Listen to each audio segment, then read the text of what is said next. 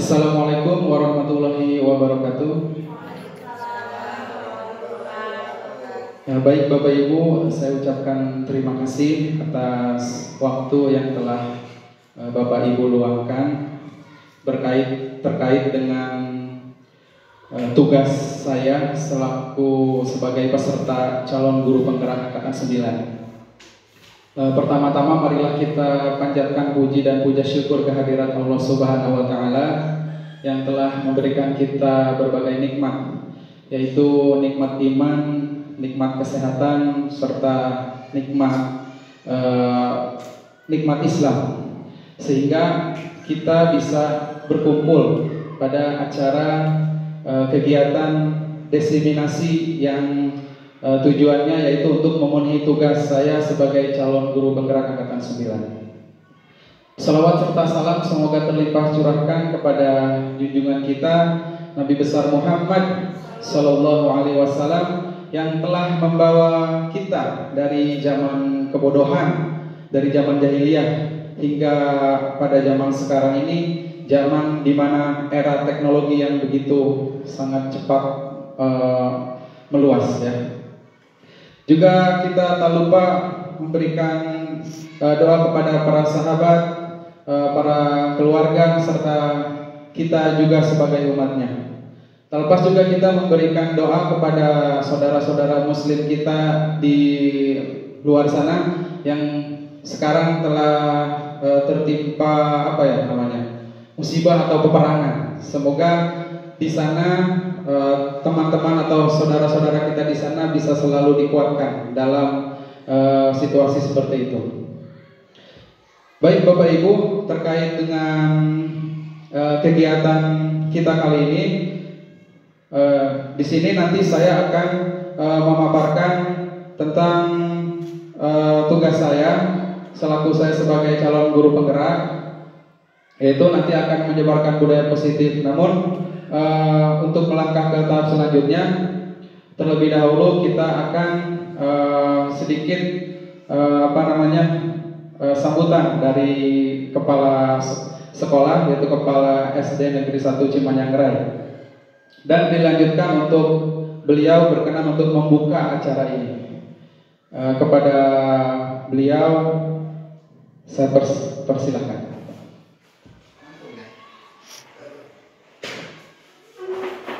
Assalamualaikum warahmatullahi wabarakatuh. Yang terhormat rekan-rekan guru, juga Pak Didi selaku TGP Angkatan 9 yang pada kesempatan hari ini akan melakukan diseminasi, yang mana suatu tugas atau kewajiban yang harus dilaksanakan. Pertama-tama kita panjatkan puji syukur kehadirat Allah Subhanahu wa taala yang mana kesempatan hari ini kita bisa berkumpul bersama. Satu kesempatan yang luar biasa yang SD Negeri 1 Cimanyangrai dapat laksanakan, merupakan suatu kehormatan Pak Didi, suatu kebanggaan, juga merupakan motivasi untuk rekan-rekan guru yang lain yang mungkin ada yang sudah lulus di tahap pertama yang akan mengikuti langkah dari CGP.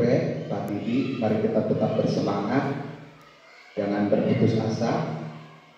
Untuk itu di kesempatan yang berbahagia ini saya hanya menitik beratkan, marilah kita sama-sama simak materi apa yang akan disampaikan oleh Pak Didi.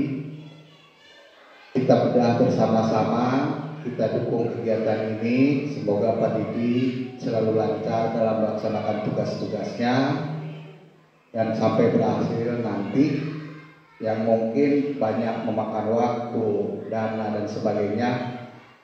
Kesehatan semoga selalu menyertai Pak Didi dalam melaksanakan kegiatan ini, dan kami selalu berharap banyak Pak Didi, semoga ilmu yang telah Pak Didi dapatkan di kegiatan sebagai CGP ini bisa ditularkan ke rekan-rekan yang lain di sekolah ini, agar kami di SD 1 Cimanyangrai ini akan mendapatkan pendidikan yang lebih baik lagi.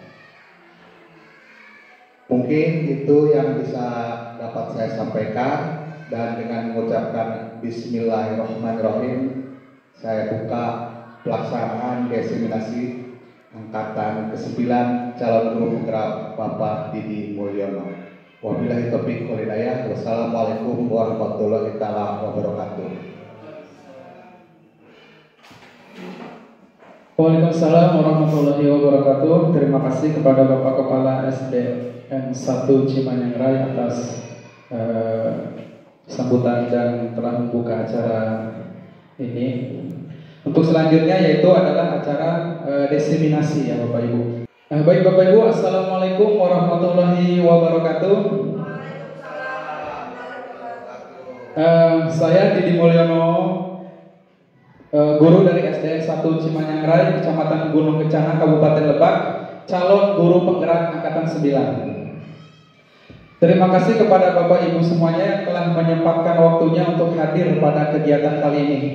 Di mana di sini saya akan melakukan diseminasi. Diseminasi itu artinya adalah saya akan melakukan atau menyebarkan praktik baik yang telah saya ikuti selama kegiatan ini. Di mana pada kegiatan kali ini adalah temanya berjudul menyebarkan pemahaman dan penerapan pengalaman budaya positif. Nah, jadi pada kesempatan kali ini saya akan menyebarkan pemahaman dan bagaimana cara menerapkannya di kelas atau di lingkungan sekolah. Temanya kali ini adalah budaya positif. Budaya positif ini terdapat di modul 1.4. Jadi saya sekarang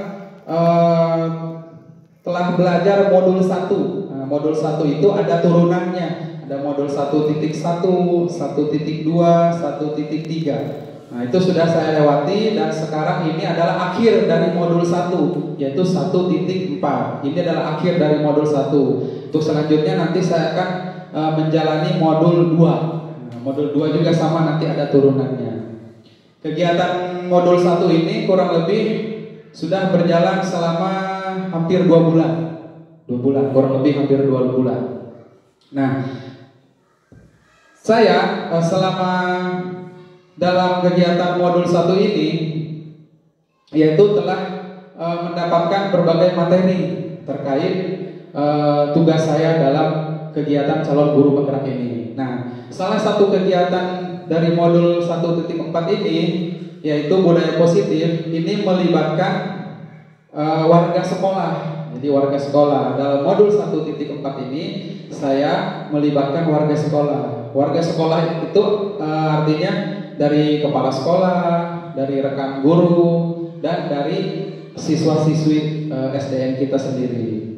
Nah, dalam budaya positif ini yaitu terdapat beberapa konsep inti. Nah, dalam budaya positif ini terdapat beberapa konsep inti yang ada di dalam budaya positif. Gitu. Salah satunya ada perubahan paradigma belajar, ada disiplin positif, ada nilai-nilai kebajikan, ada kebutuhan dasar manusia, ada motivasi perilaku manusia, posisi kontrol kita sebagai seorang guru, ada keyakinan kelas. Nah, ini keyakinan kelas atau sekolah ya. Keyakinan kelas atau keyakinan sekolah. Dan yang terakhir ada segitiga restitusi. Nah, pada kesempatan kali ini kita akan mempelajari tentang konsep inti ini. Nah, kurang lebih ada 8 konsep inti yang akan kita pelajari kali ini. Nah, yang pertama yaitu adalah pembelajaran dengan paradigma baru. Nah, pembelajaran dengan paradigma baru merupakan pembelajaran yang dirancang berdasarkan pembelajaran berdiferensiasi sehingga para peserta didik belajar sesuai dengan kebutuhannya berdasarkan tahap perkembangan sesuai teori psikologi untuk mencapai profil pelajar Pancasila. Nah, pembelajaran berdiferensiasi itu artinya pembelajaran yang berpihak pada murid.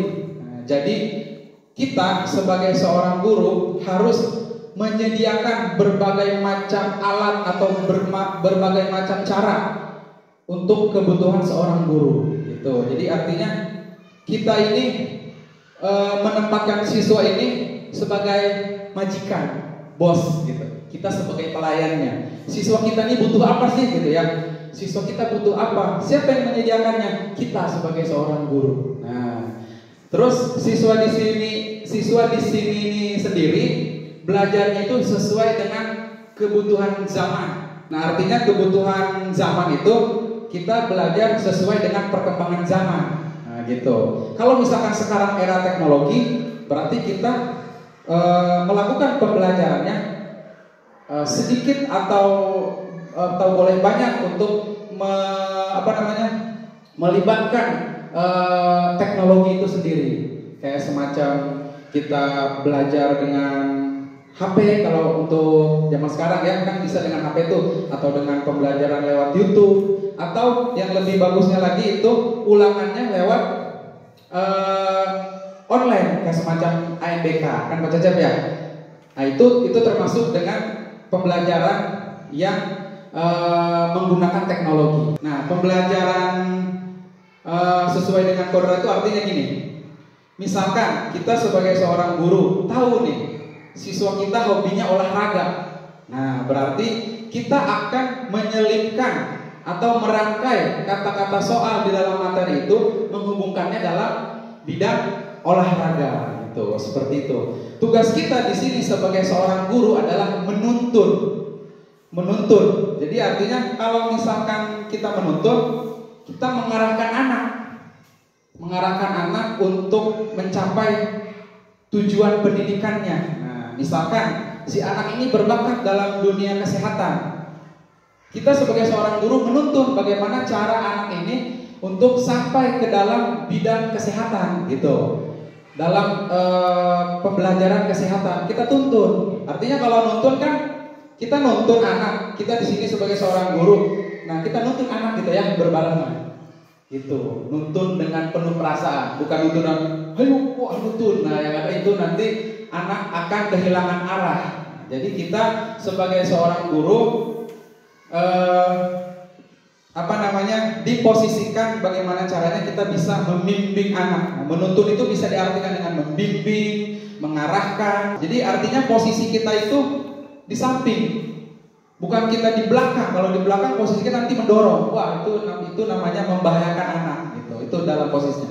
Nah, dalam pembelajaran dengan paradigma baru ini, kita di sini fokusnya adalah tujuannya untuk mencapai profil pelajar Pancasila.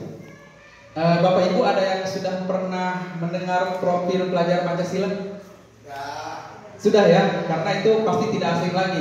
Karena profil pelajar Pancasila itu adalah tujuan dari implementasi kurikulum merdeka yang sudah kita terapkan di SD kita, khususnya di kelas 1 dan kelas 5. Apa sih profil pelajar Pancasila itu? Nah, itu ada 6 dimensi profil pelajar Pancasila yang tujuannya harus dimiliki oleh anak. Nah, yang pertama itu adalah beriman dan bertakwa kepada Tuhan Yang Maha Esa dan berakhlak mulia. Tentunya kita ingin siswa-siswi kita memiliki keyakinan terhadap apa yang kita percayai, yaitu di sini kan mengambil kata Tuhan Yang Maha Esa karena Indonesia itu kan beragam dengan kepercayaan. Nah, kita di sini kita percaya bahwa beriman kepada Tuhan, artinya beriman kepada Tuhan kita Islam, yaitu Allah Subhanahu wa taala. Dengan cara apa berimannya? Kita bisa menerapkan beribadah, sholat, mengaji, terus bersedekah. Nah, terus dengan cara yang kita ambil tadi yaitu berakhlak mulia. Jadi artinya kita ingin anak-anak kita tuh berperilaku baik sesuai dengan tuntunan agama kita, gitu. Pasti kita sebagai seorang guru ingin anak kita seperti itu, kan Bapak Ibu ya? Gak mungkin kita menginginkan anak kita itu di luar dengan keyakinan ini, gak mungkin. Kita pasti ingin menginginkan hal yang seperti itu. Nah, yang keduanya adalah berkebinekaan global. Nah, artinya kita itu memiliki suatu suatu kepercayaan atau keyakinan bahwa ilmu kita ini bisa diterapkan di mana saja, global gitu Bu ya. Jadi nanti anak ketika memiliki kemampuan, nah anak ini juga bisa mentransferkannya gitu. Terus ilmu-ilmu yang didapat pun bukan hanya ilmu-ilmu yang yang lalu-lalu. Jadi ilmu yang baru pun kita ingin anak kita mendapatkannya gitu. Tapi sesuai dengan bineka kita Indonesia. Jadi tidak terlepas dari budaya Indonesia gitu. Jadi jangan sampai ilmu yang didapat itu udah tercampur aduk oleh budaya asing gitu. Jadi kita ingin siswa-siswi kita masih terikat oleh budaya kita, yaitu budaya yang sopan santun gitu Pak Bu ya. Budaya yang sopan santun, budaya yang ramah tamah gitu. Jadi tidak tergerus oleh budaya asing. Nah, untuk selanjutnya adalah perubahan paradigma teori kontrol atau teori pilihan. Nah, kita ini terkungkung. Nah, kita sebagai seorang pendidik atau pendidikan di Indonesia ini selama ini terkungkung oleh paradigma seperti ini. Jadi yang pertama adalah ilusi guru mengontrol murid. Jadi pendidikan yang sebelumnya bahwa murid itu benar-benar dikontrol oleh guru gitu, nggak bisa terlepas oleh guru. Jadi dikontrol. Pengennya guru seperti ini, murid harus mengikuti. Padahal murid memiliki kemampuan yang lain gitu, yang dia bisa lakukan gitu. Jadi ini ilusinya. Jadi ini nanti perubahan paradigmanya. Yang kedua yaitu ilusi bahwa kritik dan membuat orang merasa bersalah dapat menguatkan karakter. Jadi selama ini pendidikan di Indonesia itu adalah kebanyakan mengkritik murid tanpa kita tahu murid ini sebenarnya memangnya kebutuhannya apa sih gitu. Kita terlalu banyak mengkritik gitu. Nah, terus membuat orang merasa bersalah. Jadi selama ini pendidikan kita kebanyakan di Indonesia yaitu melakukan sesuatu sifatnya adalah menyalahkan murid. Kebanyakan sifatnya adalah menyalahkan murid. Padahal kalau kita telusuri murid ini kenapa sih bisa seperti itu gitu. Jadi ada di dalam materi ada teorinya bagaimana caranya kita bisa untuk terlepas dari ilusi ini. Nah, yang ketiga adalah ilusi bahwa semua penguatan positif efektif dan bermanfaat. Nah, jadi apapun yang kita lakukan yang berhubungan dengan kebaikan atau positif gitu ya, itu kita berpikirnya adalah bahwa ini tuh semuanya bermanfaat. Jadi tanpa melakukan penilaian kembali atau refleksi diri gitu. Jadi kita tuh sebagai seorang guru ketika kita sudah melakukan sesuatu atau kegiatan, sebaiknya kita mengkaji ulang lagi gitu apa yang sudah kita lakukan. Nah, apa yang sudah kita lakukan ini benarnya di mana dan salahnya di mana. Jadi kita merefleksikan diri. Yang keempat adalah yang terakhir ini, ilusi bahwa orang dewasa memiliki hak untuk memaksa. Jadi selama ini kita berpikir bahwa yang dewasa itu yang berhak gitu. Oh, kamu harus ikut apa kata saya misalnya gitu kan ya. Kamu harus ikut apa kata saya. Itu selama ini kita orang yang dewasa yang yang menguasai anak-anak gitu. Orang dewasa yang menguasai anak-anak tanpa disadari bahwa kita telah menghukum anak-anak itu. Nah, ini teori yang akan kita rubah di dalam dunia pendidikan gitu ya.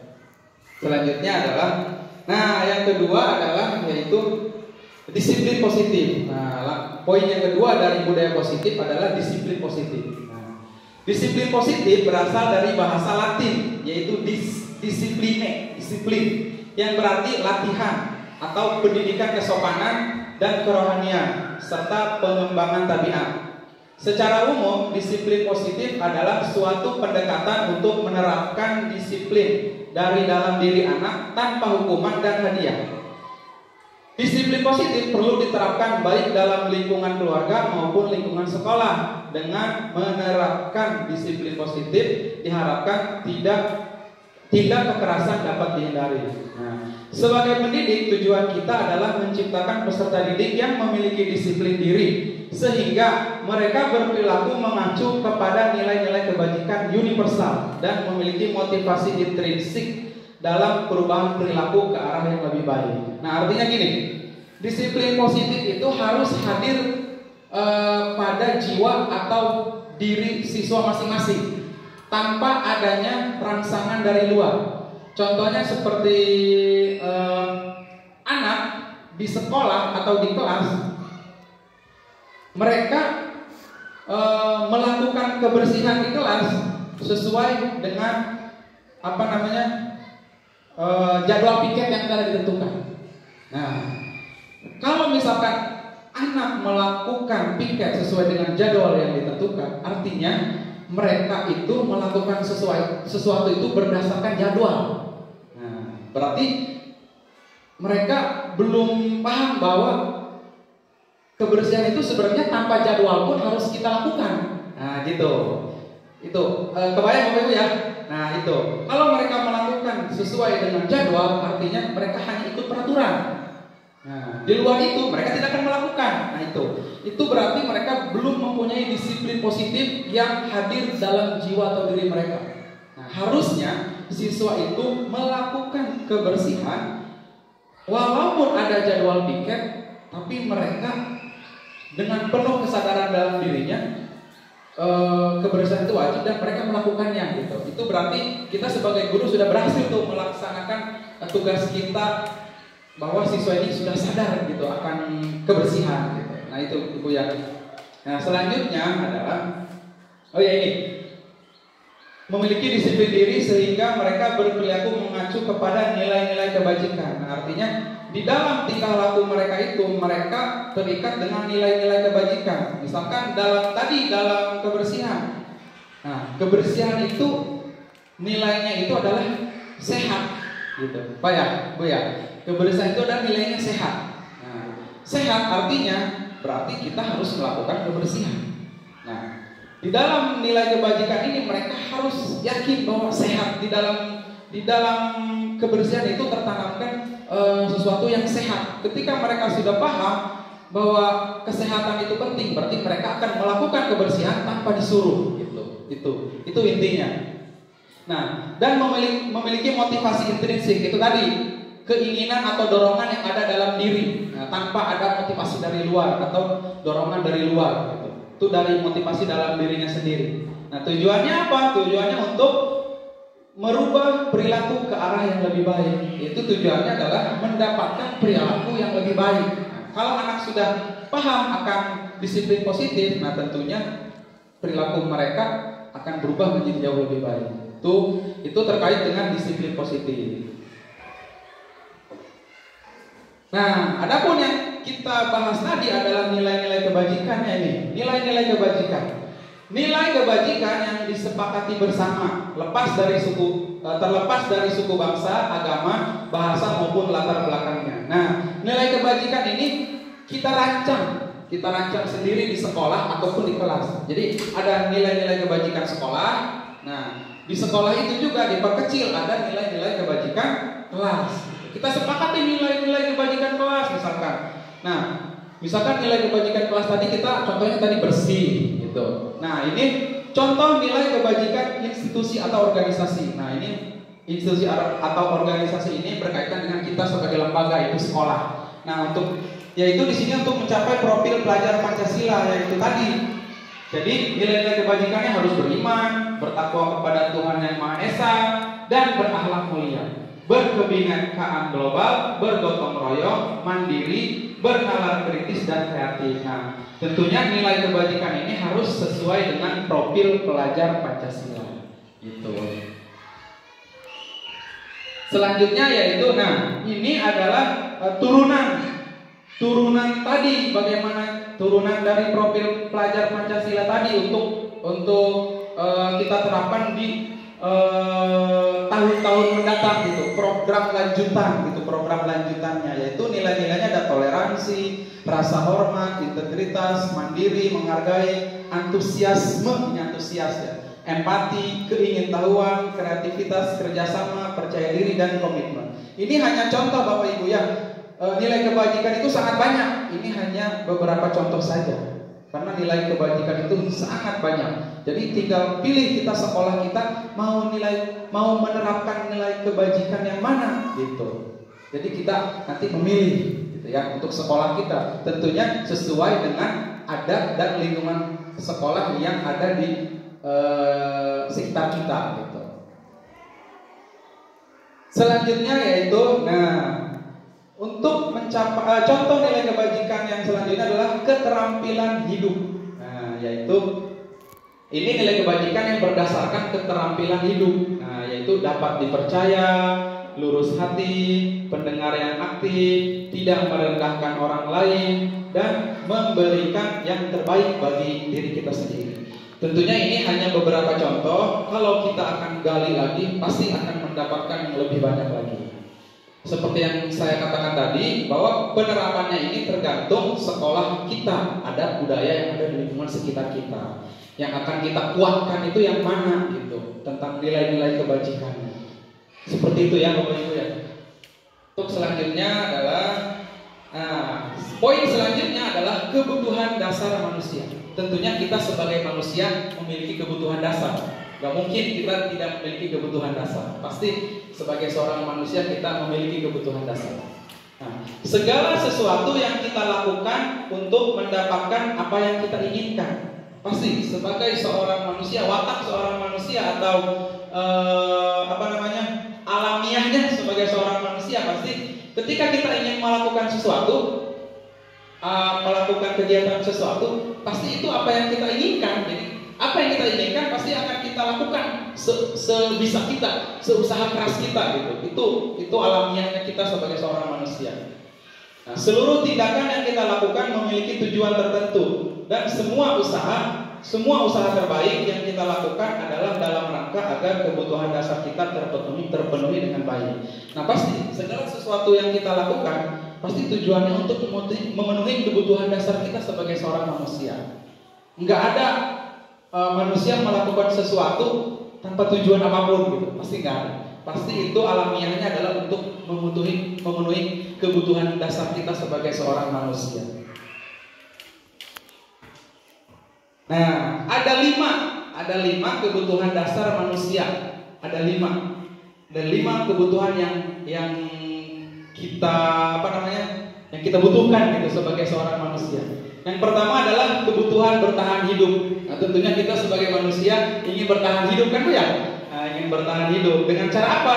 Makanan, pakaian, tempat tinggal, keamanan, kesehatan. Makanan, sebagai seorang manusia pasti kita ingin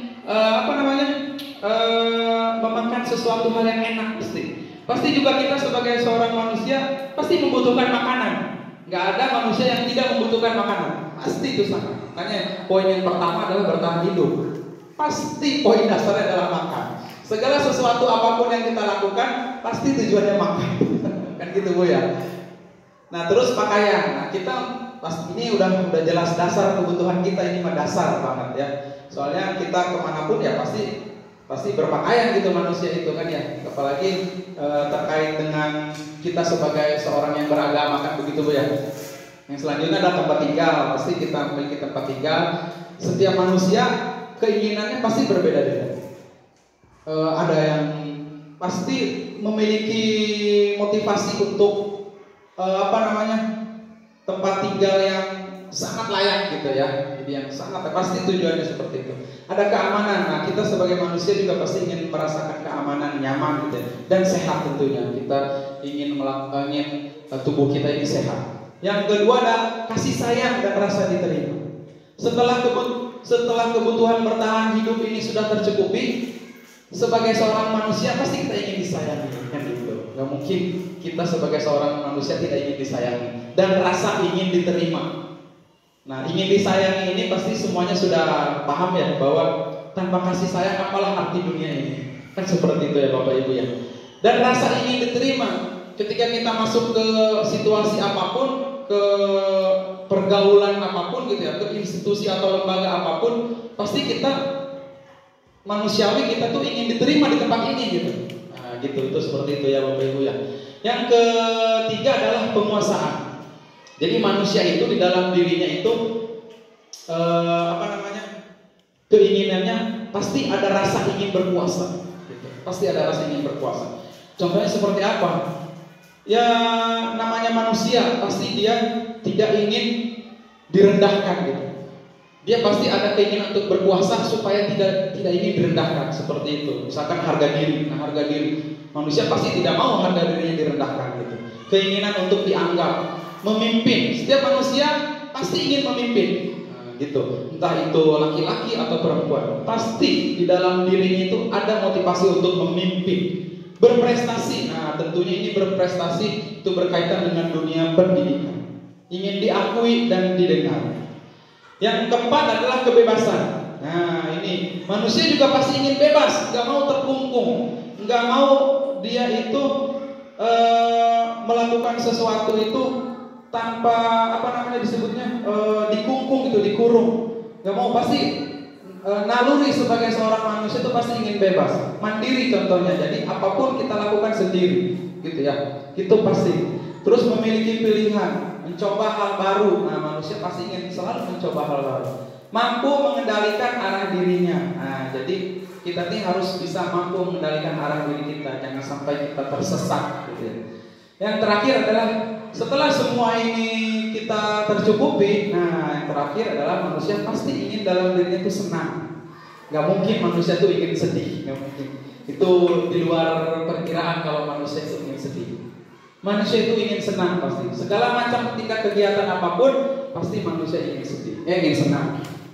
Ya, dalam dunia pekerjaan juga ketika ada kesedihan pasti dalam dirinya itu ingin senang. Nah, apalagi setelah menerima sesuatu hal yang telah kita kerjakan, pasti itu akan senang.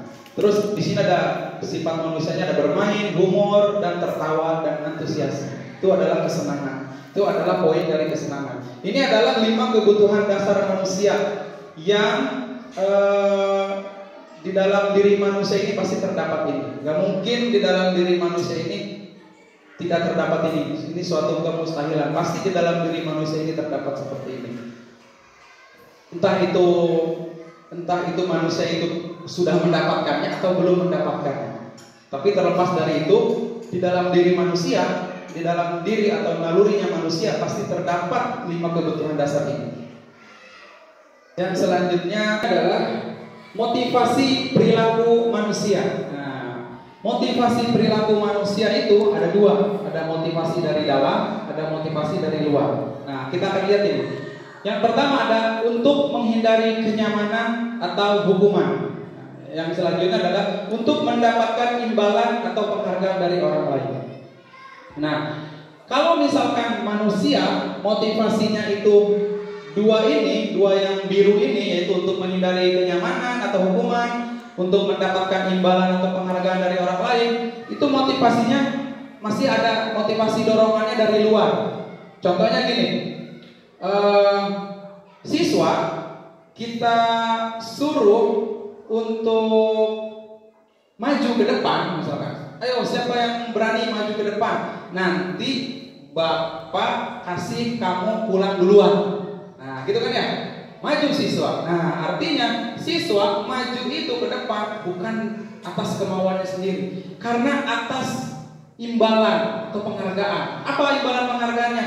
Tadi nanti dikasih pulang duluan. Nah, gitu. Itu berarti motivasi yang ada dalam diri siswa itu masih motivasinya dari luar.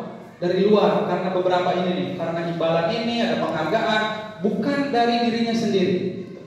Contoh dalam ibadah misalnya, ayo sholat, nanti bapak belikan mie ayam, sholatlah dia 5 waktu.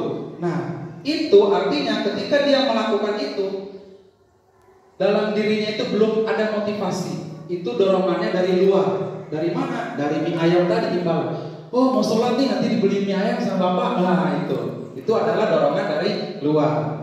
Nah, yang seharusnya anak-anak miliki itu adalah motivasi dari dalam, yaitu untuk menjadi orang yang mereka inginkan dan menghargai diri sendiri dengan nilai-nilai yang mereka percaya. Nah, contohnya gini, anak sholat tanpa disuruh, dia sholat 5 waktu. Kita tanya, kamu rajin sholatnya kenapa? Karena saya yakin sholat itu adalah hal kebaikan. Nah, berarti anak sudah memiliki motivasi dalam dirinya atau keyakinan dalam dirinya bahwa sholat itu baik, gitu. Jadi dia melakukannya. Jadi anak itu harusnya dorongannya atau motivasinya adalah motivasi intrinsik. Nah, kita nanti sebagai seorang guru, bagaimana caranya kita mendidik anak-anak kita agar anak-anak kita itu memiliki motivasi intrinsik. Apakah salah motivasi ekstrinsik? Tidak salah, tapi diharuskan dengan dorongan motivasi ekstrinsik. Siapa tahu mereka mencapai motivasi intrinsiknya gitu. Jadi tujuan kita ke anak adalah bagaimana caranya anak bisa kita terapkan motivasi intrinsik. Intrinsik ini artinya motivasi dalam dirinya sendiri dengan nilai-nilai kebajikan yang dia percaya. Kayak semacam tadi, wah ayo kita bersih-bersih, kita nyapu, ngepel. Kenapa mereka bisa melakukannya itu sendiri? Karena mereka yakin bahwa bersih itu sehat gitu ya. Itu seperti itu. Jadi mudah-mudahan kita sekolah kita, mudah-mudahan siswa-siswinya bisa langsung mendapatkan motivasi intrinsik ini. Kita bersama-sama tentunya demi mewujudkan sekolah kita yang lebih baik lagi. Selanjutnya adalah, ini adalah hukuman, konsekuensi dan restitusi. Nah, hukuman itu tidak terencana atau tiba-tiba. Biasanya gitu. Murid tidak tahu apa yang akan terjadi atau tidak dilibatkan. Bersifat satu arah, berupa hukuman fisik atau psikis. Nah, ini adalah aturan-aturan yang ada di sekolah yang mana yang akan kita terapkan gitu. Kalau hukuman itu tidak terencana tiba-tiba, artinya gini, tidak ada aturan tertulis. Wah, kamu terlambat sekolah, usap 10. Nah, gitu. Kan tidak ada aturan bahwa terlambat sekolah usap 10 misalkan. Atau tiba-tiba 20 atau masih sehat, kuat, udah tambah 10. Nah, gitu. Itu namanya hukuman gitu. Secara tiba-tiba. Nah, terus murid tidak tahu apa yang akan terjadi atau tidak dilibatkan. Jadi murid nggak tahu kalau mereka telat ke kelas, mereka nggak tahu mereka itu bakal diapakan gitu, nggak tahu karena nggak dilibatkan. Kalau kita terlambat tuh kita diapain gitu, nggak tahu. Jadi itu secara tiba-tiba. Bersifat satu arah artinya dilakukan oleh seorang guru itu sendiri. Perlakuannya terserah gurunya, terserah saya, usap 10, 20 gitu. Berupa hukuman fisik atau psikis. Nah, fisik artinya tadi stop jam, itu fisik. Psikis, wah kamu dia bener. Nah itu, jadi langsung menyerang ke pikirannya, psikologinya. Yang kedua adalah konsekuensi. Nah, konsekuensi itu artinya kegiatan yang terencana atau disepakati sesuai peraturan. Nah, jadi peraturannya itu melibatkan guru, kepala sekolah, dan murid. Gitu. Itu konsekuensi. Kalau misalkan anak salah, kan kita sudah melibatkan anak, guru, kepala sekolah, dan murid. Ketika anak melanggar peraturan, misalkan anak sekot jam, anak harus melakukan tindakan seperti ini, misalkan lari 10 keliling misalkan. Anak melakukan salah, wah saya terlambat. Gurunya nanya, kamu terlambat? Iya. Kamu tahu kalau terlambat kayak gimana? Tahu Pak, keliling 10. Nah, mereka sudah tahu, jadi sudah terencana gitu. Karena dilibatkan dalam peraturan itu. Beda dengan hukuman, beda. Hukuman dan konsekuensi beda. Ketika anak disuruh push up, telat terus disuruh push up, anak tidak tahu apakah harus push up, stop jam, itu namanya hukuman. Tapi ketika anak sudah tahu, kalau saya salah, saya akan lari di 10 nih. Nah, itu namanya konsekuensi karena sudah disepakati gitu. Yang ketiga adalah restitusi. Restitusi ini adalah proses menciptakan kondisi bagi murid untuk memperbaiki kesalahan. Yang keduanya proses kolaboratif yang mengajarkan murid untuk mencari solusi sendiri. Nah, sekolah itu diharapkan dari ketiga model ini adalah menerapkan restitusi. Gitu. Restitusi itu artinya ketika anak melakukan suatu kesalahan, kita akan melakukan tindakan nanti yang akan dibahas selanjutnya itu misalkan kita bertanya kepada anak tentang apa kesalahannya, terus dia melanggar apa. Nah, nanti kesalahan yang akan dia buat selanjutnya tidak akan dia ulangi lagi. Seperti itu restitusi. Lebih ke arah percakapan atau dialog sesama guru dan murid, lebih ke hati nurani gitu ya. Nah, selanjutnya, nah ini adalah 5 posisi kontrol guru. Nah, di pendidikan kita ini adalah posisi kontrol yang saat ini terjadi di Indonesia atau di dunia pendidikan kita. Yang pertama ada posisi penghukum. Yang kedua ada pembuat merasa bersalah. Yang ketiga ada teman. Yang keempat ada pemantau. Dan yang kelima ada manajer. Penghukum, tentunya kita sudah paham kalau penghukum kayak gimana ya. Kamu ini salah, ayo sekejap lari. Nah itu hukum siswa gitu kan.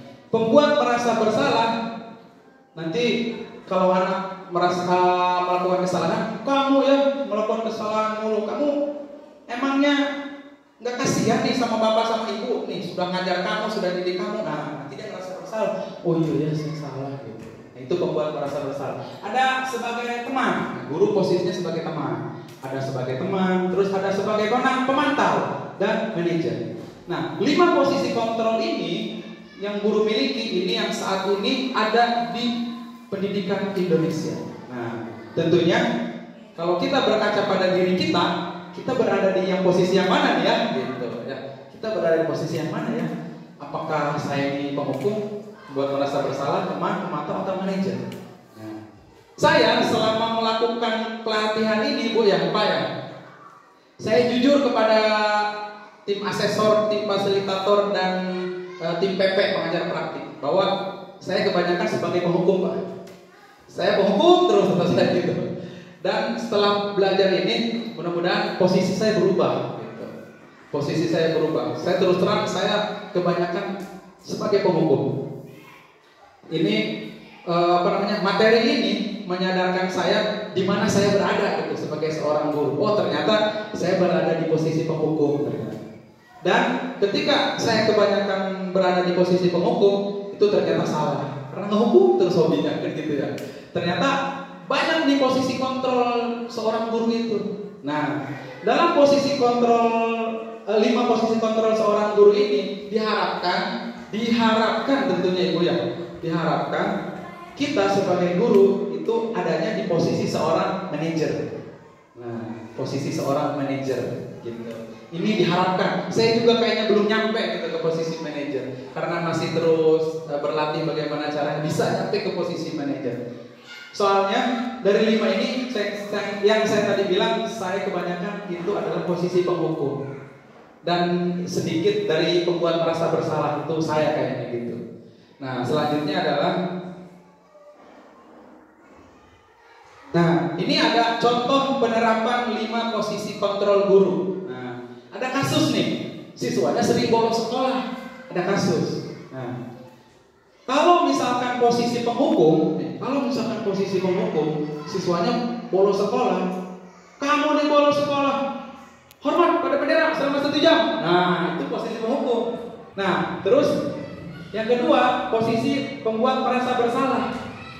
Berapa kali ibu bapak harus memberitahu kamu selalu saja mengecewakan ibu. Nah gitu. Jadi dia ngerasanya, oh iya bu maaf bu. Nah dia merasa bersalah tuh.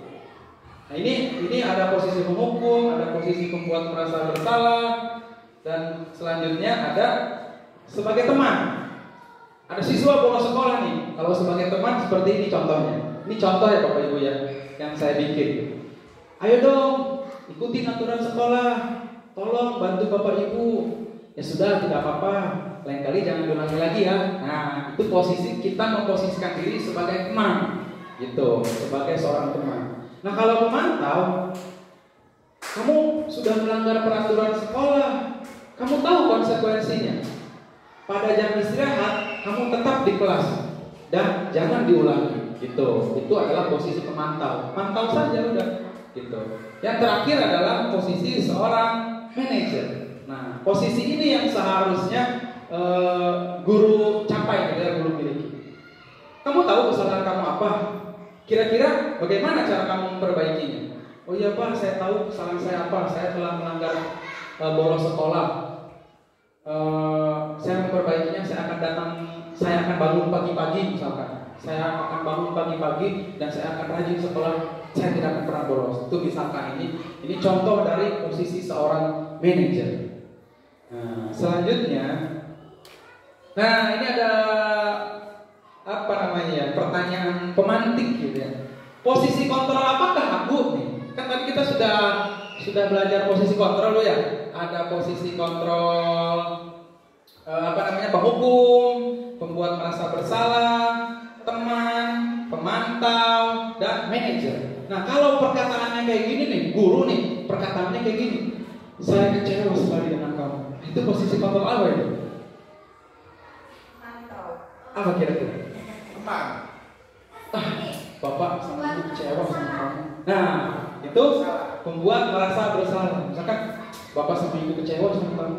Iya bu, maaf bu, saya salah. Kan gitu ya. Berarti kita nih sebagai seorang guru membuat dia merasa bersalah gitu. Untuk posisi kontrol yang ini contoh gitu bu ya. Hebat, luar biasa, udah bisa. Nah, selanjutnya posisi kontrol apakah aku? Kamu tidak pernah benar melakukannya. Apa itu kira-kira? Kan kamu sudah tahu aturannya. Apa kira-kira? Apa bu? Ibu Santi? Teman. Kamu tidak pernah benar melakukannya. Nah, teman atau apa ini? Kalau menghukum kan kita menghukum kamu stop jam 10 misalnya gitu ya. Kalau ini apa nih? Kamu tidak pernah benar melakukannya. Pemantau. Kan kamu sudah tahu aturannya kayak gimana. Gimana sih kamu nih gitu kan ya. Nah, lanjut. Nah, kalau ini apa? Apa rencanamu untuk menyelesaikan masalah ini? Ini mah gurunya paling lembut pokoknya. Apa coba? Ini adalah guru yang diharapkan kita menjadi sosok seperti ini, gitu. Posisi apa itu? Posisi manajer. Iya, kita posisi manajer. Jadi yang menyelesaikan masalah itu bukan kita, tapi siswa juga.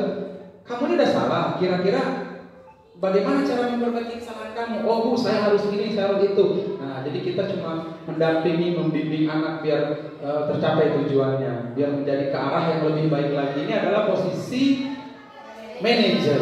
Nah, mudah-mudahan kita bisa menjadi posisi manajer bu ya. Selanjutnya, nah ini, ayo lakukan demi bapak ibu ya. Apa itu? Teman. Ini teman. Posisi kita sebagai teman kepada siswa. Nah, tentunya tadi kita bisa merefleksikan diri ya. Kita nih berada dalam posisi yang mana ya selama saya ngajar ini. Kalau saya tadi sudah jelas ya, hukum dulu. Sama tadi pembuat rasa bersalah. Selanjutnya, nah ada lagi ternyata. Kamu tidak akan mendapatkan nilai jika kamu tidak mengerjakan tugas. Apa itu? Menghukum. Udah jelas dihukum. Kamu gak akan mendapatkan nilai pokoknya kamu tidak pernah mengerjakan tugas. Wah, dihukum dengan nilai. Oh, berarti hukumannya adalah psikis, bukan fisik lagi.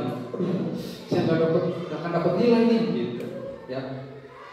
Selanjutnya adalah, nah kita akan mempelajari tentang keyakinan kelas. Mengapa keyakinan kelas? Mengapa bukan peraturan kelas? Ada yang tahu Bapak Ibu kenapa? Bedanya keyakinan sama peraturan. Apa itu kira-kira ya? Peraturan dan keyakinan. Kenapa keyakinan kelas ya? Bukan peraturan kelas? Ya apa ya? Kayak tadi jadwal piket kan itu peraturan ya? Gitu ya. Kenapa tuh keyakinan kelas bukan peraturan? Kenapa kira-kira Bapak Ibu? Ada yang tahu nggak? Keyakinan kelas bukan peraturan kelas. Karena kalau peraturan itu kan yang tadi saya sudah sampaikan ya, peraturan itu anak didorong dari motivasi luar, bukan dari dalam dirinya sendiri. Tapi kalau keyakinan kelas, kita sepakat di kelas 6 ini kita membentuk keyakinan kelas. Keyakinan kelasnya adalah bersih, itu sehat misalkan. Nah, kalau kita sudah membentuk keyakinan kelas, anak sudah tertanam, berarti tidak akan ada lagi jadwal piket. Karena anak sudah yakin bahwa bersih itu sehat, berarti mereka akan melakukannya lagi. Seperti itu. Jadi kenapa keyakinan kelas? Karena keyakinan kelas itu timbul dari dalam diri sendiri, bukan dorongan dari luar, penghargaan atau imbalan dari luar, bukan itu. Nah, selanjutnya adalah pembentukan keyakinan kelas. Nah, setelah kita belajar tentang pembentukan keyakinan kelas, jadi ada aturan untuk membentuk keyakinan, harus bersifat abstrak. Abstrak itu artinya langsung mengerti gitu, kayak bersih, sehat. Oh, bersih berarti sehat gitu.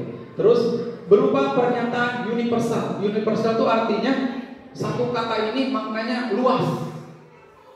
Bersih, sehat. Nah, berarti kalau bersih dan sehat bukan hanya bersih-bersih, bukan hanya tiket, berarti pakaian pun harus rapi gitu. Jadi umum, maknanya umum. Terus dibuat dalam pernyataan positif. Jadi pernyataannya positif. Jangan ada kata negatif. Kayak contoh tadi kata saya, bersih itu sehat. Ada tidak mereka kata-kata itu melarang? Gak ada kan ya? Gak ada. Kalau negatif seperti ini, jangan membuang sampah. Nah, itu pernyataan negatif. Karena kenapa? Karena ada kata jangan. Itu adalah perkataan negatif. Perkataannya katanya harus positif. Yang seperti apa? Kayak tadi, buanglah sampah gitu. Kan positif tuh. Buanglah sampah pada tempatnya. Nah, itu nggak ada kata negatifnya. Perkataannya semua positif. Sedikit saja agar mudah diingat. Kayak tadi, bersih itu sehat. Udah segitu aja, nggak ada kepanjangan apapun. Biar anak paham gitu, langsung paham, langsung menyentuh, langsung kena pada intinya. Terus tentunya sesuai dengan kondisi kelas dan sekolah hingga mudah diterapkan. Jadi sesuai dengan kondisi sekolah kita. Tentunya kalau kita membuat suatu keyakinan sekolah ataupun kelas, kita harus melihat latar belakang sekolah kita atau lingkungan sekolah kita gitu. Jangan kita membuat suatu keyakinan sekolah, tapi kayaknya sekolah kitanya gitu belum mampu ke situ gitu, belum mampu. Kalau hanya hidup itu bersih, kayaknya sekolah kita mampu gitu. Jadi harus sesuai dengan lingkungan sekolah kita. Terus semua warga kelas atau sekolah dilibatkan. Nah, dalam pembentukan keyakinan sekolah atau kelas ini, kita harus melibatkan warga sekolah. Kalau kelas berarti melibatkan guru dan siswa. Kalau sekolah berarti kepala sekolah, guru, siswa, dan apa yang di luar sekolah itu. Komite sekolah. Nah, itu harus dilibatkan dalam penentuan keyakinan sekolah. Selanjutnya adalah segitiga restitusi. Nah, menyambung dari tadi guru harus memiliki kontrol manajer. Nah, ini menyambung ke sini. Ketika kita sebagai seorang guru, tujuan utama adalah menjadi seorang manajer.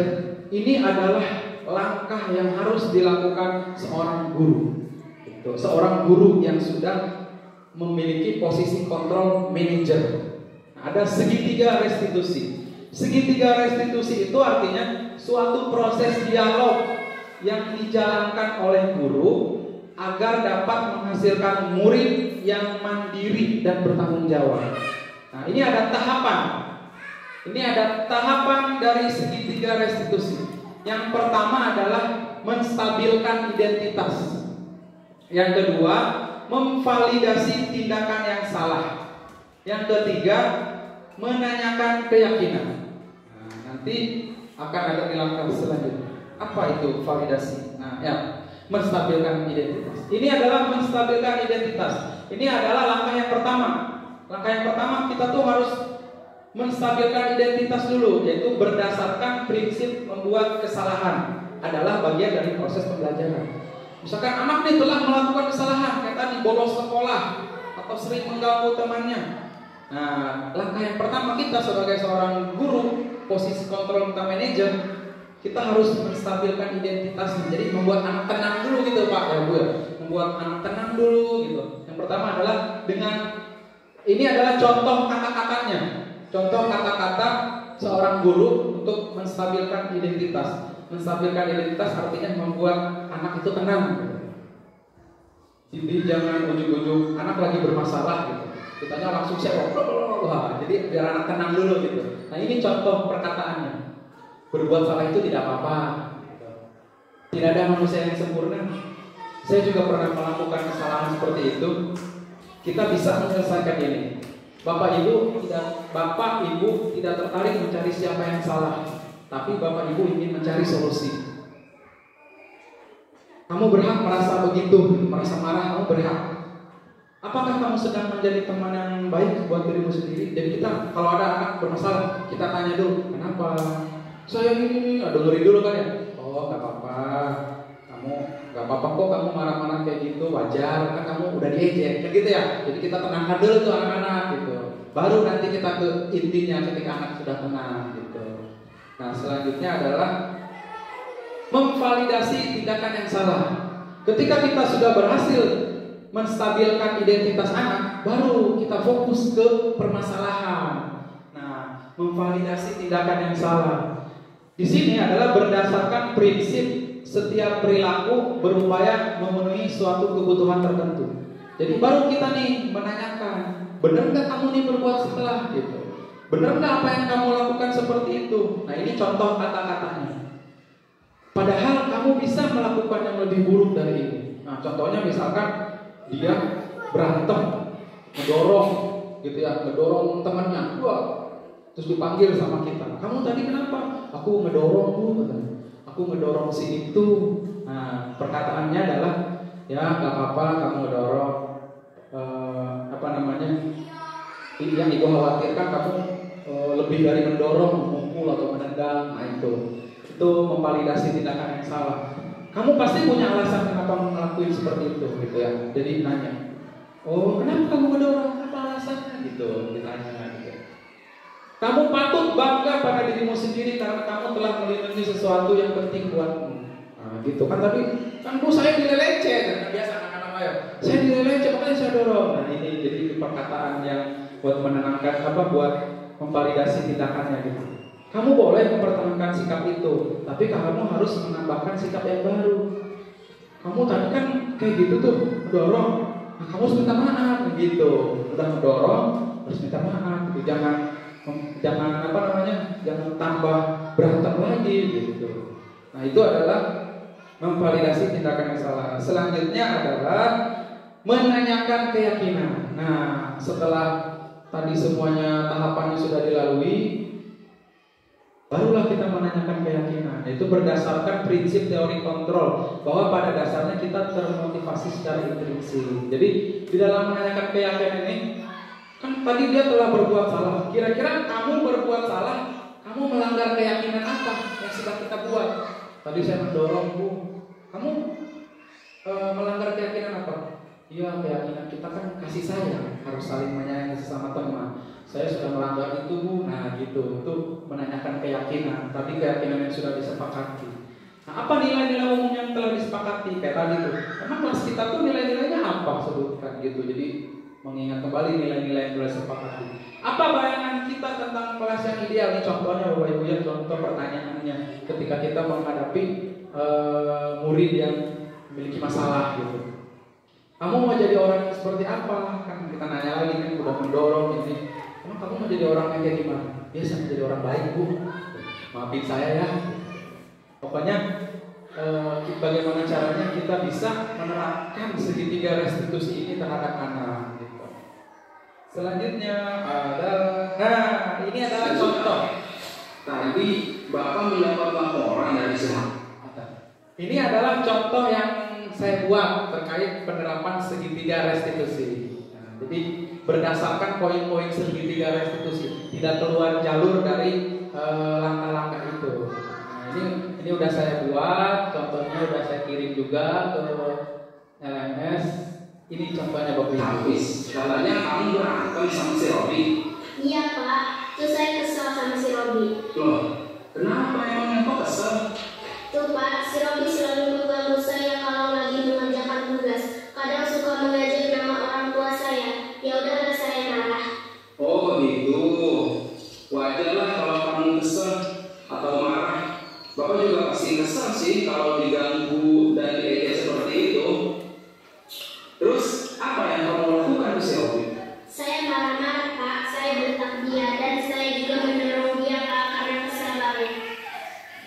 Ya, Bapak paham. Pasti kamu seperti itu karena ada alasannya kan? Iya lah Kak, saya kan lagi fokus belajar biar bisa paham pelajarannya. Kalau diganggu terus saya gak akan paham. Dia juga sering ejek nama orang tua saya. Saya gak tahan sama perilaku si Robi. Ya wajarlah kamu marah seperti itu. Bapak sangat menghargai tindakan kamu yang tidak berbuat jauh lebih parah dari itu. Misalnya saja kamu memukul atau menendang si Robi. Coba sekarang kamu pikirkan dengan cara kamu membentak dan mendorong si Robi, apakah sudah sesuai dengan keyakinan kelas kita? Tidak. Menurut kamu, keyakinan kelas yang mana yang telah kamu langgar? Keyakinan kasih sayang dan menghormati teman Kak. Ya, betul.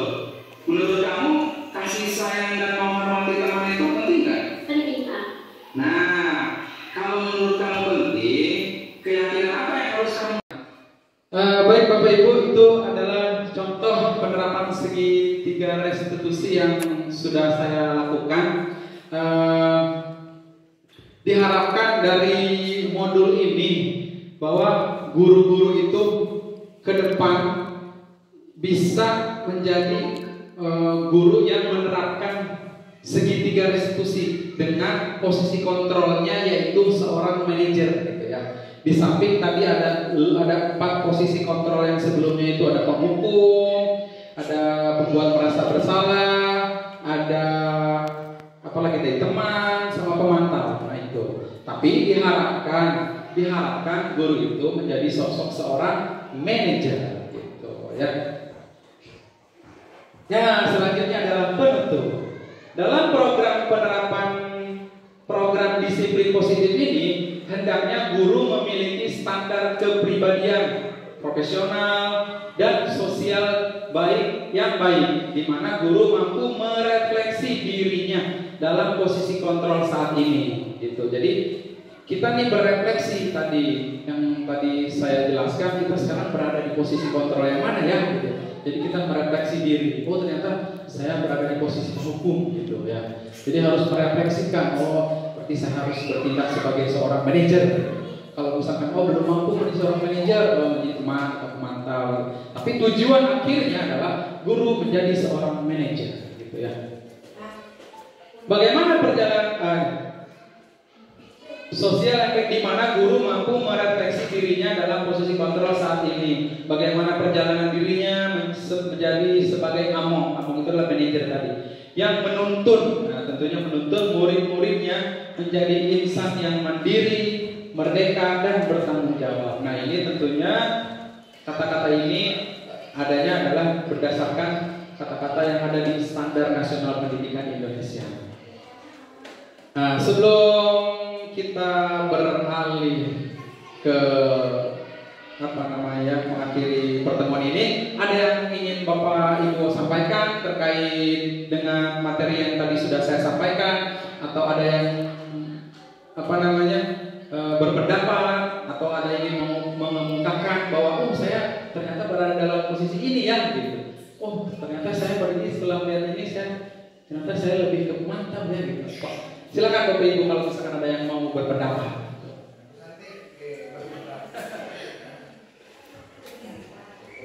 Ada Bapak Ibu? Tidak ada.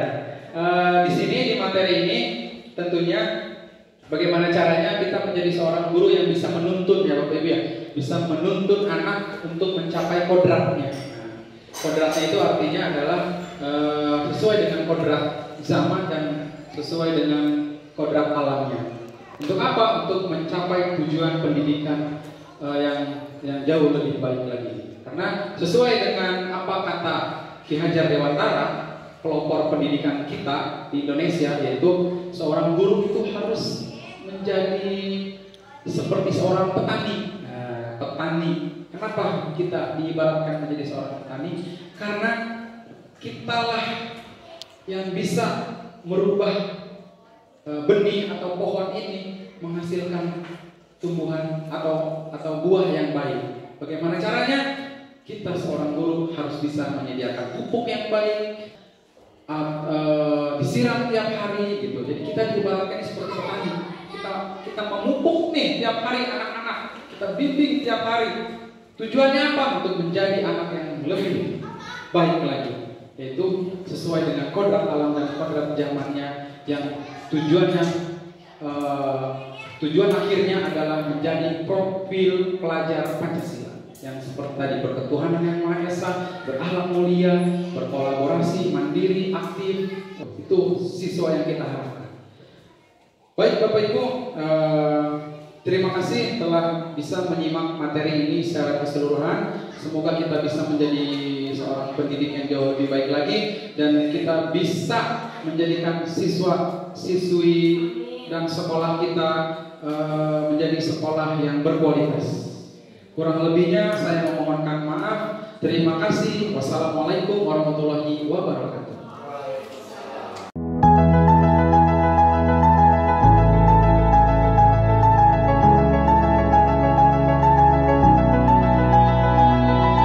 Assalamualaikum warahmatullahi wabarakatuh. Waalaikumsalam warahmatullahi wabarakatuh. Selamat pagi. Pagi. Luar biasa. Allah. Apa kabar semuanya? Sehat. Alhamdulillah. Luar biasa. Allah. Nah, pagi ini atau hari ini kita akan membuat keyakinan kelas, bukan peraturan kelas. Kenapa bukan peraturan kelas? Karena ini bukan aturan, ya. Ini keyakinan kelas. Nah, artinya keyakinan kelas adalah segala sesuatu yang diyakini oleh kelas. Siapa kelas di sini? Kita semua.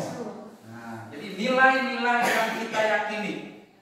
Ketika kita membuat keyakinan kelas atau nilai-nilai yang kita yakini, itu berarti kita harus melaksanakannya. Nah, contohnya keyakinan kelas seperti ini, kayak kasih sayang. Nah, kita percaya nggak di kelas kita harus ada kasih sayang? Nah, kita harus yakin. Bagaimana cara kita untuk menerapkan kasih sayang di dalam kelas? Bagaimana caranya? Saling menolong, saling membantu. Ketika ada yang kesusahan kita tolong, nggak punya pulpen kita kasih pinjam, gitu ya. Nah, itu keyakinan kelas yang ada di kelas kita. Kalau misalkan ada yang mau minjem pulpen nggak dikasih, padahal kita punya, berarti itu tidak pelit, berarti tidak memiliki kasih sayang, berarti sudah melanggar keyakinan kelas, ya. Nah, ketika keyakinan kelas sudah kita buat, kita tidak boleh melanggarnya. Kita harus yakin dalam diri kita untuk menerapkannya. Contohnya lagi ada kesehatan. Nah, kalau kesehatan, yakin nggak di kelas kita harus sehat? Kalau harus sehat di kelas kita harus ngapain? Membersihkan. Nah, harus bersih-bersih. Nggak perlu ada jadwal piket, ya. Kan kita yakin kelas kita harus sehat, berarti kita harus bersih-bersih, piket semuanya. Ada sampah langsung buang.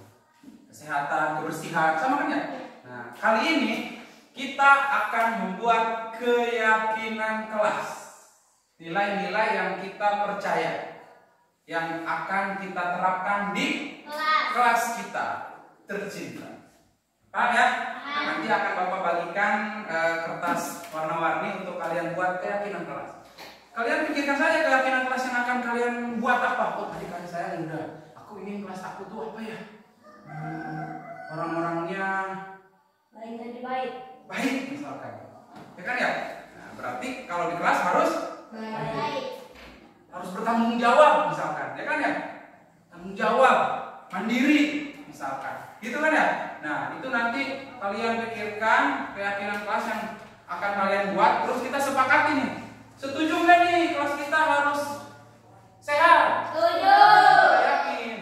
Misalkan kita sudah membuat semuanya, nanti satu-satu membuat, mana yang setuju kita akan tempel di mading atau di poster keyakinan kelas kita.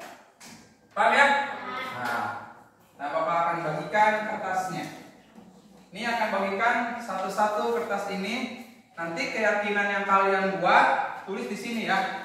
Yang besar tulisannya ya, biar kelihatan, biar terbaca. Paham ya?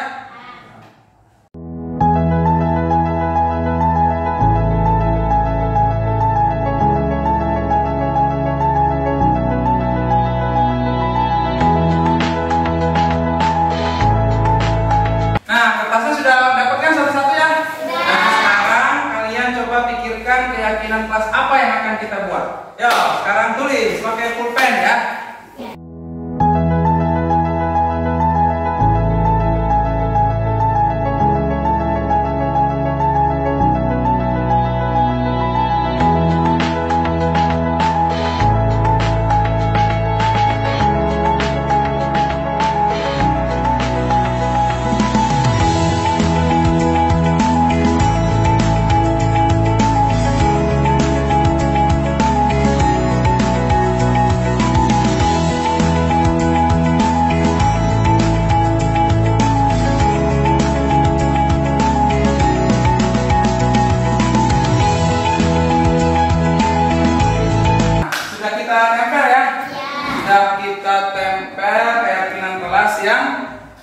Kalian tulis. Coba kita akan sepakati bersama-sama ya. Pertama ada bertanggung jawab. Bagus, bertanggung jawab dan percaya diri.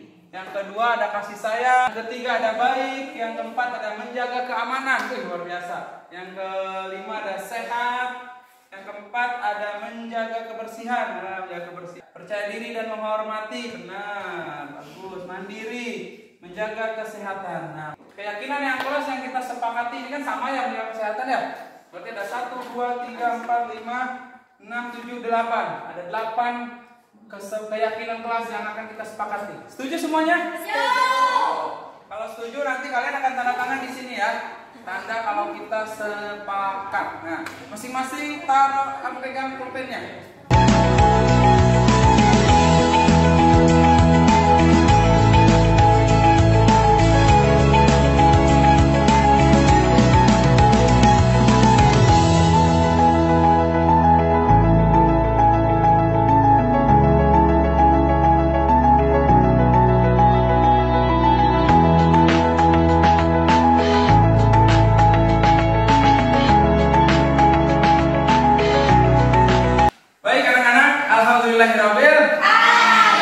Kita sudah memiliki keyakinan kelas yang telah kita sepakati. Ada kasih sayang, tanggung jawab, menghormati, kesehatan, kebersihan, mandiri, dan percaya diri. Itu adalah keyakinan kelas yang ada di kelas kita.